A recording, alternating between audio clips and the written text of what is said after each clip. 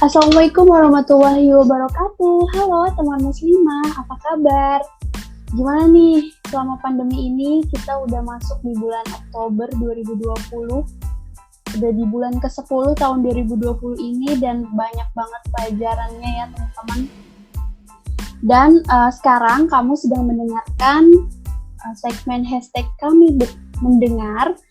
Dan saat ini ada Fauziah nih teman muslimah bareng sama Mbak Natasha Fadli. Nah, kali ini di kami bercerita, kita akan dengerin ceritanya Mbak Natasha Fadli soal kegiatannya tentang lingkungan dan hal-hal yang seru deh pokoknya tentang mangrove dan lain sebagainya. Nah, kita sapa dulu nih Mbak Natasha. Halo Mbak Nata.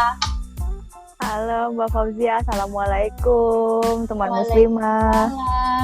Makasih loh Mbak Nata udah mau rekaman podcast nih bareng Sapa Muslimah.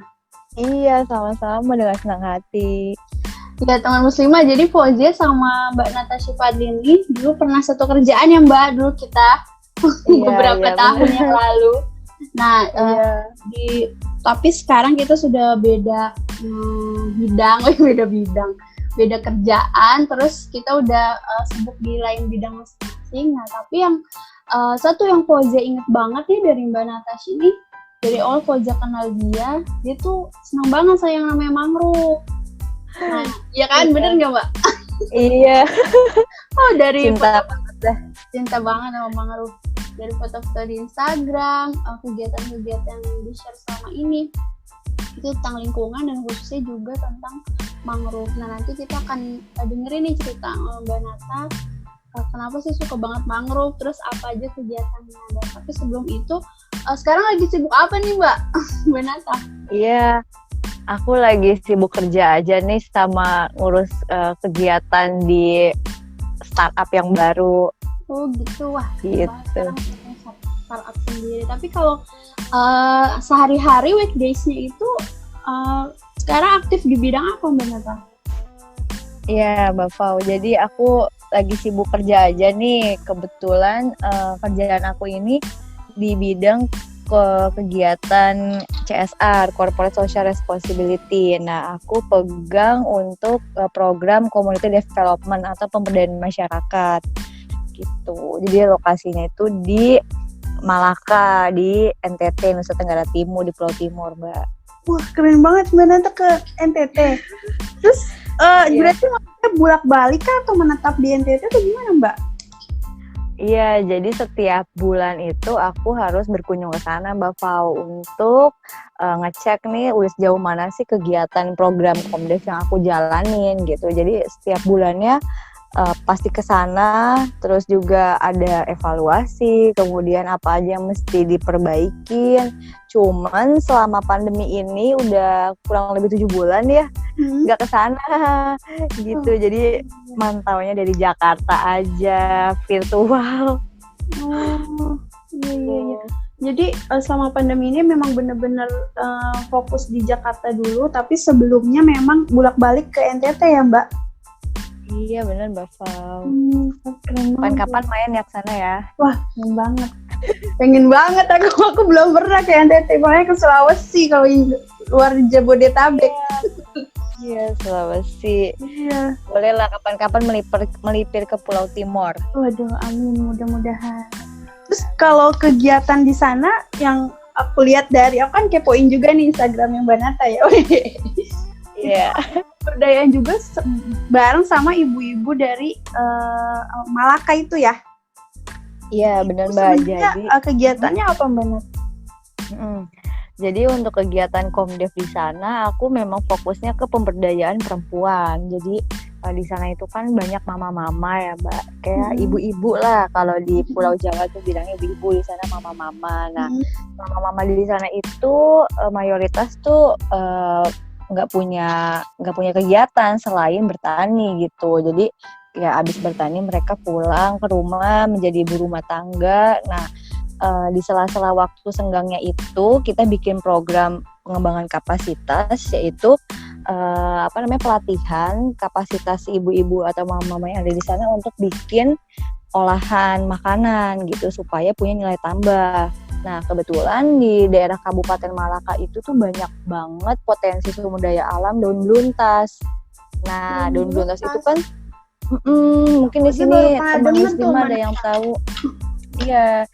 Jadi daun beluntas itu salah satu termasuk dalam mangrove asosiasi.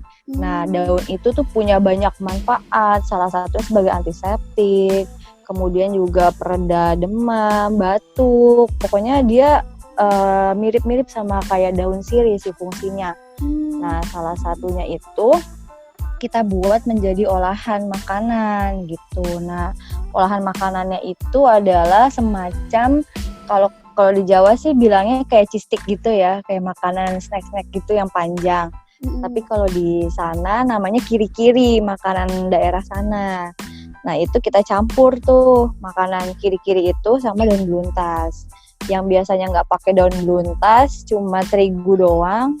Ini kita campur sama daun beluntas supaya ada aroma-aroma wangi daun beluntasnya. Dan bakal jadi ciri khas dari Kabupaten Malaka gitu. Seru banget, Mbak. Dan itu daun beluntas itu salah satu varian dari pohon mangrove juga. Iya benar, salah satu jenis dari mangrove asosiasi, latinnya Plusea indica. Waduh, gitu. Sangat berkaitan sekali ya dengan kesukaan Mbak Nata. Memang kalau jodoh nggak kemana ya, Mbak? Iya benar. Sukanya mangrove, Pak. Tapi ketemuinnya sama mangrove lagi dan daun beluntas iya. Juga.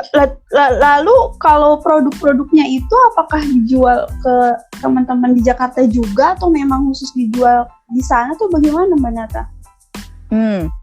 Ya, jadi untuk produksi kita fokusnya masih di sekitaran Malaka ya. Cuman pemasarannya itu kita udah mulai ke Jakarta. Jadi sebenarnya udah ini juga sih, udah bikin e-commerce di Instagram juga. Jadi ya kalau ada yang mau pesan itu dari mana aja bisa gitu. Nah, untuk produknya sendiri dari beluntas itu nggak cuma stik beluntas, tapi kita juga ada dendeng beluntas sama teh gitu. Nah, permintaan teh ini yang cukup lumayan sih Mbak. Jadi waktu itu pernah ada customer dari Jepang, dia mau beli teh di kita gitu. Nah, jadi waktu itu kita sempat kirim, tapi nggak packingan kecil, jadi dalam jumlah yang cukup banyak. Terus juga waktu itu pernah ada juga yang minta raw material untuk mereka nyoba bikin sampel suplemen makanan gitu. Jadi karena khasiatnya bagus buat tubuh, buat daya tahan tubuh, makanya mereka nyoba untuk bikin suplemen makanan. Cuman masih dalam tahap penelitian gitu. Wah, keren banget Mbak, ini karya dari NTT udah sampai ke Negeri Sakura ya? Iya benar. Karena jumlahnya cukup banyak di sini. Dan memang ini menjadi khasnya dari Kabupaten Malaka itu sendiri ya? Betul. Pasti kalau main ke Malaka yang pertama kali dilihat tuh pohon beluntas, Mbak. Karena banyak banget, saking banyaknya. Oh iya. Ini kan bahkan orang-orang di sana pun udah pusing karena terlalu banyak. Bahkan jadi kayak hama gitu. Nah, daripada dimusnahin kan kita manfaatin. Tadi kan Mbak Nata bilang produknya ada makanan, teh sama dendeng gitu ya? Itu apa bedanya gitu Mbak? Maksudnya apakah ada ciri khas tersendiri soal rasa, aroma atau bagaimana dari daun beluntas ini yang diolah itu? Ya, kalau dari resep bumbu itu beda-beda ya, beda-beda varian. Kalau stik beluntas itu campurannya sama tepung terigu, kemudian ada rempah-rempahnya juga. Terus kalau dendeng, kita bikin dendeng beluntasnya tuh kayak dendeng daging sapi Mbak, cuman ini versi nabatinya, versi yang tumbuhannya gitu. Jadi cocok buat vegetarian. Iya, gitu. Teman-teman yang vegan, yang lagi diet gitu ya. Bener. Kalau mau nyobain dendeng tapi yang versi nabatinya, nah ini bisa cobain dendeng beluntas ini, karena bumbunya juga kita masih pakai tetap bumbu dendeng gitu, cuman bahan bakunya aja yang diganti sama daun. Terus kalau teman-teman di Jakarta nih, teman muslimah yang mau coba produknya dari project yang Mbak Nata tuh, yang dari teman-teman Malaka, dari Daun Buntas itu, nama e-commerce-nya apa Mbak Nata? Ya, teman-teman boleh cek-cek di Instagramnya @productofmalaka. Product of Malaka. Iya. Product of Malaka. Nah tuh teman-teman boleh banget tadi yang mau merasakan dendeng atau apa tadi, snack ya, kiri-kiri tadi ya. Iya. Kiri-kiri. Terus satu lagi teh tapi dengan khas daun luntas khas Kabupaten Malaka. Iya. Sama ini Mbak Flau. Apalagi baru ingat lagi. Kita lagi ngembangin juga pertanian sorghum. Gitu. Cuman sorghum. Karena iya. Nah, cuman karena lagi pandemi, jadi kita agak stop dulu. Jadi mulai lagi tahun 2021 nanti bulan Januari. Nah, sorghum itu adalah salah satu tanaman pangan nih Mbak, tanaman serealia yang menjadi salah satu kearifan lokal di Malaka juga, terutama di Pulau Timur ya, di Nusa Tenggara Timur. Jadi sebenarnya sorghum itu bahan pokok kayak nasi, kayak beras, cuman dia pokoknya mirip jagung gitu. Nah itu sumber proteinnya, seratnya itu juga lebih tinggi dari beras gitu, dan itu jadi makanan pokok orang-orang di Pulau Timur zaman dulu gitu, sebelum masuk sawah gitu. Ini bentuknya apa Mbak Nat? Kok Ozi baru pernah dengar nih kalau sorghum tadi kan katanya menjadi makanan pokok di sana. Ini kayak kita di nasi putih olahannya juga seperti itu atau gimana? Iya benar. Kalau tampilannya sih kurang lebih mirip jagung, tapi kalau jagung kan setiap bulirnya nempel ya satu sama lain ya. Kalau sorghum itu tuh kayak nggak nempel, jadi misah-misah gitu, bulat-bulat. Terus kalau udah dirontok itu tuh mirip kayak lada, bulat-bulat kecil-kecil gitu. Nah teman muslimah bisa nih nanti searching sorghum. Iya. Atau cantel. Searching habis ini sorghum, penasaran. Apa sorghum? Ya kapan-kapan nanti nyobain juga ya, Mbak Nat. Iya siap. Buat diet cocok banget Mbak. Oh iya buat diet ya, aduh. Bener. Oke deh. Nah tadi udah cerita soal kegiatannya sekarang setelah kita sudah berbeda tempat kerja ya, berbeda bidang. Nah tadi kan sebenarnya masih ada nyambungnya juga tuh Mbak Nata soal topik mangrove-nya tadi. Dari awal Koja kenal Mbak Nata nih, teman muslimah, dia tuh aktif di Kemangtir juga waktu itu ya. Komunitas yang memang konsennya di konservasi dan ini mangrove lah pokoknya di Jakarta, yaitu ya Kemangtirnya. Iya benar. Iya. Nah sebenarnya apa sih Nat yang membuat kamu tuh suka banget gitu sama mangrove, terus konsen banget sampai akhirnya sekarang pekerjaan utama kamu juga yang mengelola pohon mangrove itu sendiri. Nah terus apakah ada gitu kayak behind the story-nya gitu kan, kalau karena ini unik banget gitu loh mangrove gitu, apakah kamu punya story di balik itu atau gimana? Boleh diceritain ke teman muslimah. Oke deh, aku ceritain ya. Jadi sebenarnya awal pertemuan aku sama mangrove itu tuh berawal dari nonton TV, Mbak. Jadi zaman bukan pada pandangan pertama. Bukan. Tapi punya juga sih waktu di Karimun Jawa. Oke. Jadi waktu SD itu aku tuh sering nonton National Geographic, terus Killer Instinct, terus acara TV-nya Steve Irwin yang tentang binatang-binatang itu loh Mbak, Animal Planet. Iya, Animal Planet. Iya. Nah, itu tuh waktu itu ngebahas tentang Kalimantan. Nah, di Kalimantan itu tuh episode Kalimantan tuh ada hutan bakaunya kan, hutan mangrove gitu.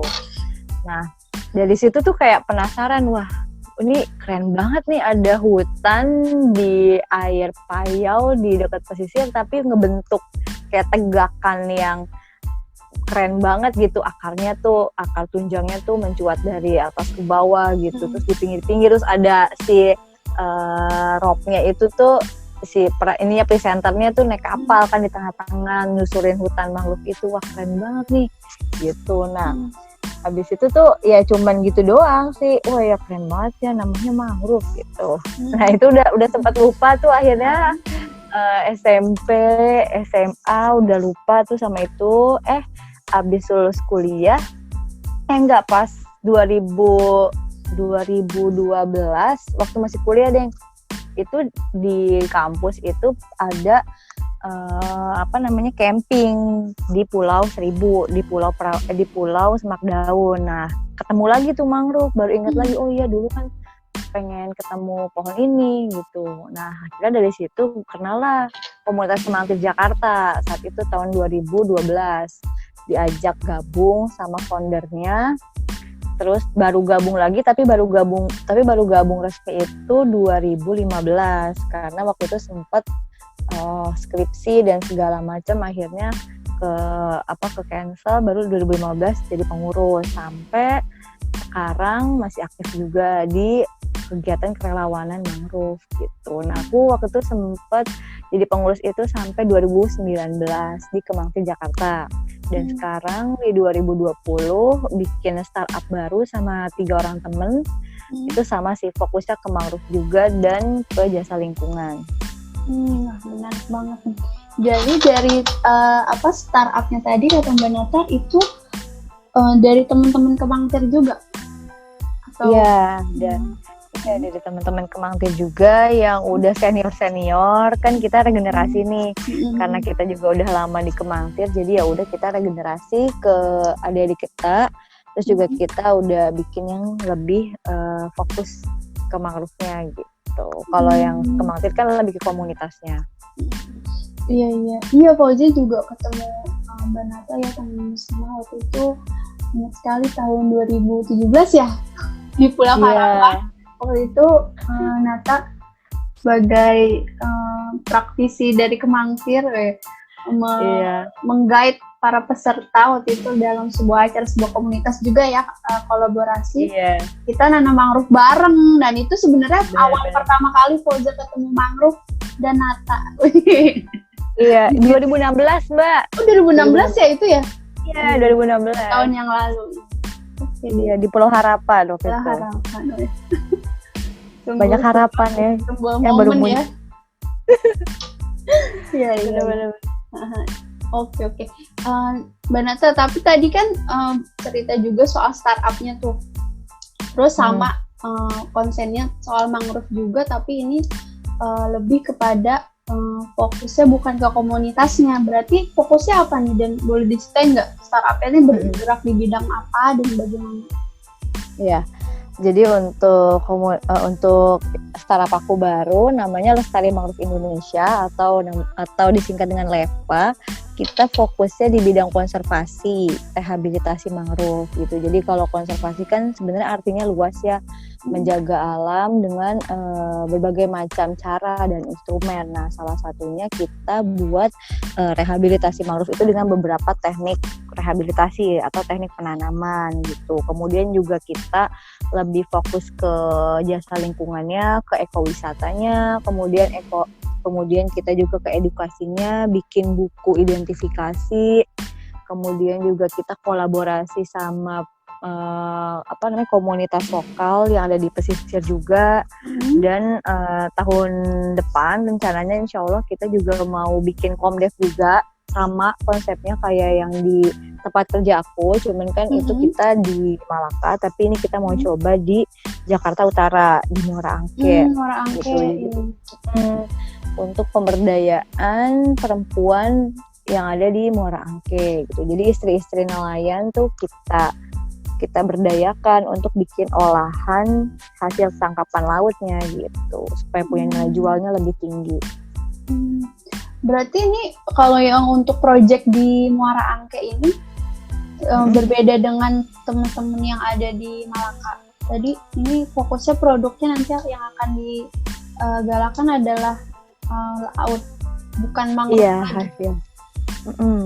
hasil tangkapan laut. Jadi Sebenarnya kalau di Muara Angke udah ada komunitas yang ngolah olahan mangrove-nya. Nanti bisa kolaborasi juga.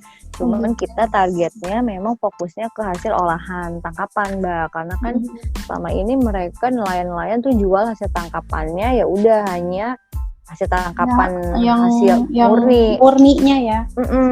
Kayak ikan, kemudian cumi, piting, udang, kerang. Nah, kita mau bikin atau mengolah hasil tangkapan laut itu jadi berbagai macam produk turunan gitu supaya dia punya nilai jualnya lebih dan bisa dipasarkan ke banyak market gitu. Kalau misalnya udah jadi makanan olahan kan bisa dijadiin kayak frozen food, kayak otak-otak ikan, kemudian juga bakso ikan, gitu. Nah, itu lebih banyak sih pemasarannya.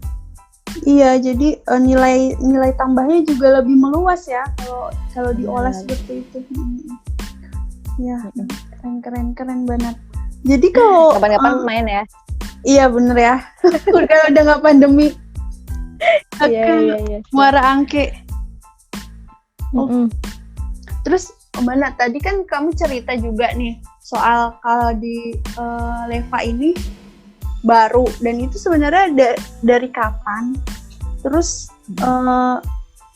fokus utamanya gitu kayak visi ke depannya tuh mau diapain nih startupnya, karena kan sebenarnya kamu sudah ada pekerjaan utama tadi yang tadi teman-teman Malaka. Nah kalau ini kan benar-benar baru nih bareng teman-teman yang istilahnya independen lah gitu, bikin startup bareng-bareng. Dan apa sih sebenarnya misi ke depannya dari startup Leva ini? Iya benar, kita emang baru banget nih, baru lahir itu bulan April 2020 gitu. Nah sebelumnya kita memang dapat pengalamannya dari waktu jadi volunteer di komunitas gitu, banyak dapat pengalaman, kemudian teman, kemudian relasi dari yang sebelumnya gitu. Nah sekarang kita lebih ngembangin lagi gitu. Nah untuk bagi waktunya sih biasanya kita di Sabtu Minggu ya, jadi di luar kerjaan kita yang utama gitu. Sabtu Minggu baru kita ngerjain kegiatan-kegiatan di Leva, project-project yang kita jalanin gitu. Dan sebenarnya tujuan kita atau goals kita tuh social enterprise sih Mbak. Jadi usaha yang punya dampak ke sosial dan lingkungan juga gitu. Jadi nggak cuma usaha aja, tapi kita juga berkontribusi pada isu-isu sosial dan lingkungan yang terjadi di sekitar kita gitu. Nah salah satunya ya Scoop di daerah Muara Angke yang coba kita kembangkan terlebih dahulu gitu. Dan itu memang yang dibutuhkan oleh masyarakat sekitar situ. Nah benar, setuju itu. Benar. Iya oke, sukses Mbak Yanata projectnya ya. Mulainya tahun depan berarti ya Mbak? Iya, sebenarnya sudah mulai kemarin dari bulan September kita udah mulai ngerjain penanaman rehabilitasi mangrove di Pulau Pramuka, di Pulau Seribu. Terus juga kita ada buat rumah semai mangrove di bulan September juga. Kemudian sekarang lagi juga? Enggak, di daerah Jakarta. Jadi klien kita ada di daerah Jakarta Selatan. Gitu. Terus juga kita lagi jalan untuk bikin buku field guide. Rencananya sih mudah-mudahan insya Allah rilisnya bulan November, sama lagi bikin teknik penanaman guludan gitu. Itu teknik untuk penanaman mangrove? Iya benar, untuk penanaman mangrove di kedalaman air yang 2-3 meter. Yang beda lagi lakonnya itu ya intinya. Iya. Kalau tadi buku apa Mbak? Field guide. Field guide itu buku guide untuk penanaman mangrove kah atau bagaimana? Iya, jadi kita sekarang lagi kolaborasi di Muara Angke, itu di daerah Ekomerin. Nah di Ekomerin itu tuh ada tempat ekowisata Mbak. Jadi tempat untuk kita edukasi, kayak arboretum gitu, semacam tempat untuk edukasi penelitian mengenai ekosistem mangrove. Nah di tempat itu luasnya sekitar 2 hektar, jadi kita mengidentifikasi keanekaragaman hayati flora dan faunanya. Ada apa aja sih di tempat ini, floranya, kemudian faunanya juga apa aja. Nah dari data-data itu nanti kita kumpulkan dan kita bukukan ke dalam buku field guide atau buku identifikasi Jadi ketika ada mahasiswa atau peneliti atau ada pengunjung yang berkunjung ke sana, mereka bisa tahu nih apaan aja yang ada di sini dengan ngelihat buku itu gitu. Nah, rencananya nanti buku itu akan kita taruh di tempat Ekomer ini, karena di situ ada perpustakaan juga, dan akan dibagikan gratis untuk teman-teman yang butuh data seputar flora dan fauna di Ekomerin. Gitu. Jadi emang benar-benar guide yang berisi hal-hal yang berkaitan sama Ekomerinnya ya. Bener. Keren banget nih teman muslimah. Jadi berawal dari nonton TV padahal ya. Tariknya itu sempat juga belok ke bidang lain ya Mbak Nata waktu itu. Dan tapi akhirnya di tahun 2020 ini Mbak Nata sampai bikin startup yang memang konsen di hal yang dia sukai nih teman muslimah, mangrove dan lingkungan tentu saja. Nah, oke deh, terakhir nih sebelum kita tutup nih Mbak Nata, ada nggak apa ya? Bukan wejangan dong, jangan wejangan, berat sekali wejangan ya.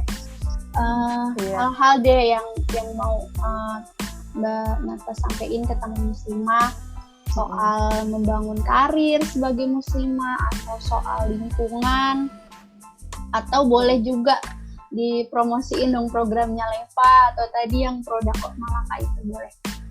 Silakan Mbak. Oke, terima kasih Mbak Fawa. Jadi sebenarnya kita semua orang tuh punya kesukaannya masing-masing ya, punya hobinya masing-masing, punya passionnya masing-masing gitu. Nah, akan sangat menyenangkan kalau kita tuh mengerjakan sesuatu yang kita sukai dan dibayar juga, bahkan bisa menghasilkan uang sendiri gitu. Jadi kalau pesan aku sih buat semua pendengar yang ada di sini gitu ya, buat teman muslimah, kalau misalnya teman muslimah menyukai suatu hal, coba aja diperdalam gitu. Apalagi hal-hal itu tuh yang jarang orang kerjakan gitu, dan jarang orang bisa menguasai kemampuan itu. Kayak misalnya mangrove kan jarang ya, maksudnya kurang terkenal lah. Kemudian juga sorghum juga kurang terkenal gitu. Karena kalau aku emang tipe orangnya lebih suka mempromosikan sesuatu yang belum terkenal, kemudian lebih didengar dan diterima orang banyak gitu. Nah, itu kita asah, terus juga kita kita cari tahu lebih dalam, kita kuasain, terus kita praktekkan juga gitu sih untuk teman-teman sahabat muslimah. Dan kalau misalnya teman-teman juga mau kolaborasi, bisa juga ya sama Leva, Lestari Mangrove Indonesia, seputar rehabilitasi dan konservasi ekosistem mangrove dimanapun, gak cuma di Jakarta, di daerah juga kita terima. Kemudian kalau ke Malaka, mampir ke kabupaten, kalau ke NTT mampir ke Kabupaten Malaka, itu adanya sekitar 7 jam dari Kupang. Itu sebenarnya kabupatennya indah ya teman-teman. Jadi kalau teman-teman tahu daerah Kupang, nah itu ke Atambua, terus dari Atambua masih jalan lagi sekitar 2 jam ke Kabupaten Malaka. Itu tempatnya pesisir, jadi lautnya juga masih bersih, masih indah, pemandangannya juga masih asri, desa-desanya juga masih sangat tradisional. Jadi berkunjunglah ke Kabupaten Malaka gitu. Nanti bisa mampir juga ke Instagramnya Product of Malaka gitu. Dan satu hal lagi juga nih Mbak Fau, kesuksesan seorang itu ya, entah itu sukses kan banyak macamnya ya. Iya, banyak versinya masing-masing. Banyak versinya, iya, nggak cuman kesuksesan secara finansial, tapi kesuksesan kita berteman, kita mendapatkan banyak relasi, itu juga salah satu sukses versi kita gitu masing-masing. Kita punya support system. Jadi punya orang, punya teman-teman yang punya tim yang nge-support kita gitu loh. Jadi kita bisa semangat untuk ngelakuin itu. Tanpa support system tuh yakin kita tidak akan bisa meraih sukses versi kita gitu. Jadi temukan support system kalian. Bukan gitu. Teamwork yang oke dan keren. Masih belajar juga, aku masih berproses. Kita sama-sama belajar. Iya, keren. Terima kasih loh Mbak Nata sudah mau berbagi dengan teman muslimah. Sama-sama. Dan tadi obrolannya berisi sekali ya, kalau kata anak zaman sekarang daging sekali nih sini. Soalnya kalau Iya, yang iya. Fauzia pelajarin ya dari obrolan kita ini, benar ya, kalau belajar, kalau kita suka sesuatu atau suatu bidang, ya pelajarin terus dalamin hal itu. Dan satu yang poin penting kalau menurut Fauzia, teman muslimah, dari obrolan hari ini adalah setelah kita belajar terus kita dalamin bidangnya, jangan lupa perluas manfaatnya dengan membantu orang lain. Karena kalau kita bantuin orang lain tuh nikmatnya beda ya, yang nggak sih Mbak Nata? Bener Beda. banget. Karena kita bisa bantu orang, terus apa yang kita kerjakan, apa yang kita hasilkan, atau apa yang kita kerjakan bareng teman-teman satu tim, dan itu bisa bermanfaat buat banyak orang, itu bahagianya double. Iya, bener banget. Ya, makasih Mbak Nata. Aduh, seneng banget setelah sekian lama ya kita mengatur jadwal. Akhirnya bisa juga mengundang Mbak Nata datang ke podcast Apa Muslimah. Oke deh teman muslimah, sama-sama. gitu aja obrolan Fauzia kali ini di segmen hashtag kami mendengar. Tadi kita udah dengerin ceritanya Mbak Natasha Fadlin, founder dari Leva, yang sudah cerita tentang kesukaannya soal mangrove, lingkungan, dan lain sebagainya. Terima kasih sudah mendengarkan podcast kali ini. Terima kasih juga Mbak Nata sudah mau bergabung sama podcast Apa Muslimah. Sama-sama, semoga menginspirasi teman-teman sahabat. Terima kasih. Oke deh teman muslimah, Fauzia tutup dulu ya podcast kali ini. Jangan lupa dengerin podcast Apa Muslimah di Spotify, Google Podcast, dan juga Anchor FM. Kita tayang setiap hari Rabu di segmen kami mendengar. Terus nanti kita juga ada kami bercerita bareng Mbak Novi. Dan juga ada kami membaca. Pokoknya pantengin terus, update terus, dan juga jangan lupa follow Instagramnya @sapamuslimah.id. Terima kasih teman muslimah, terus semangat, jangan lupa dengerin podcast Apa Muslimah, teman cerita kamu. Terima kasih Mbak Nata. Assalamualaikum. Waalaikumsalam.